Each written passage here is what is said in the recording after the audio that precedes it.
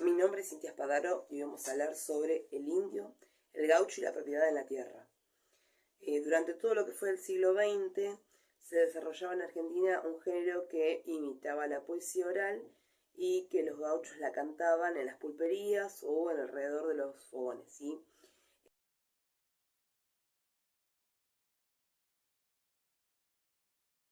La literatura gauchesca era, sin embargo, una escritura por autores letrados y era publicada en el formato de papel, o sea, el formato de libro. En la década del 1870, cuando estas expresiones estaban encontrando cerca de lo que era el agotamiento de las mismas, aparece el famoso escritor reconocido José Hernández,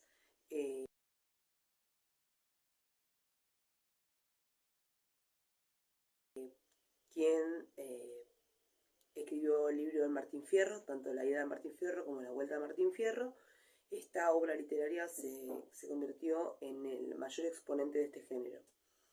Y bueno, es considerada por muchos como el poema nacional y actualmente sufre controversias.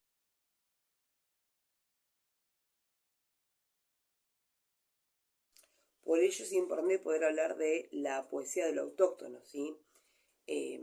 A principios del siglo XIX, con las luchas por lo que es la independencia, comenzaron, digamos, a configurarse en el Río de la Plata las unidades políticas autónomas, ¿sí? Y estaban diferenciadas de España.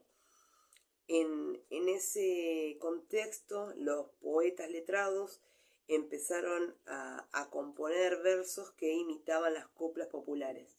Estas coplas populares eran las de los gauchos.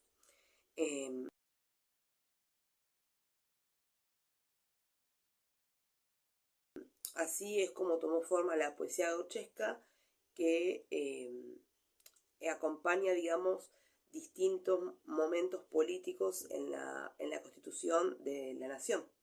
Entonces, los autores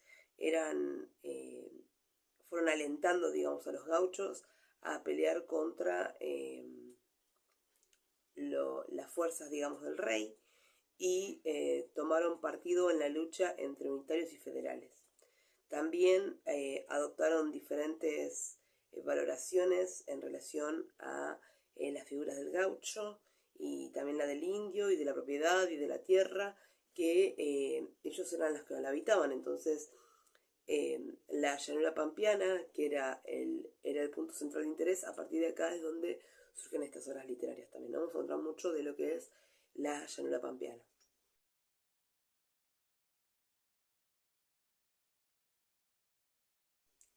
A mediados de lo que es el siglo XIX, los propietarios de las tierras comenzaron a alambrarlas y el gaucho que se desplazaba libremente por la pampa empieza a sufrir esta cuestión de que empieza a estar perimetrada la tierra y esto lo afecta.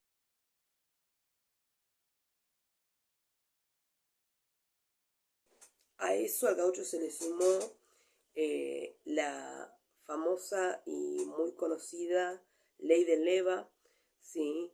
Que permitía a la policía apresar a los gauchos que no estuvieran, digamos, empleados en una estancia y se los empezó a llamar gauchos matreros o gauchos malos y los fueron enviando a la frontera a luchar contra los indios, ¿sí? Esto es precisamente el contexto en el que se desarrolló la historia del personaje de Martín Fierro.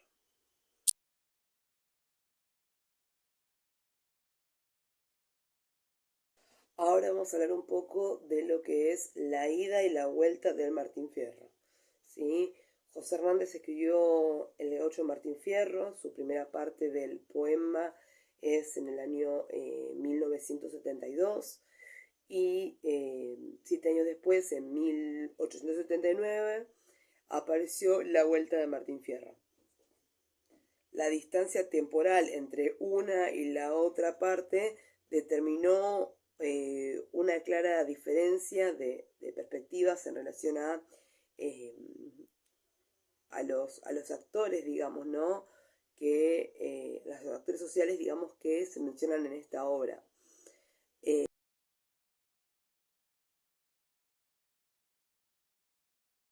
La primera parte, que es conocida como la ida, presenta también un tono de denuncia, ¿sí? Es más pronunciado y hay una evidencia en la postura crítica frente a las autoridades.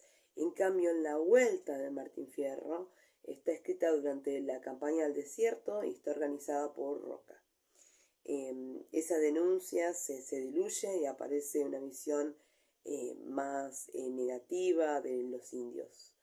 En El Gaucho de Martín Fierro, el protagonista cuenta, digamos, que fue apresado, que es enviado a luchar, digamos, contra los indios y además que durante estos 3 años vivió en un fortín hasta que decidió huir y regresar a su hogar. Pero encontró, digamos, el rancho abandonado de su familia y estaba empobrecido y además había tenido que partir, digamos. Siguió entonces su camino como desertor y perseguido por la justicia, digamos. Hay un enfrentamiento entre la policía, paradójicamente, con Fierro.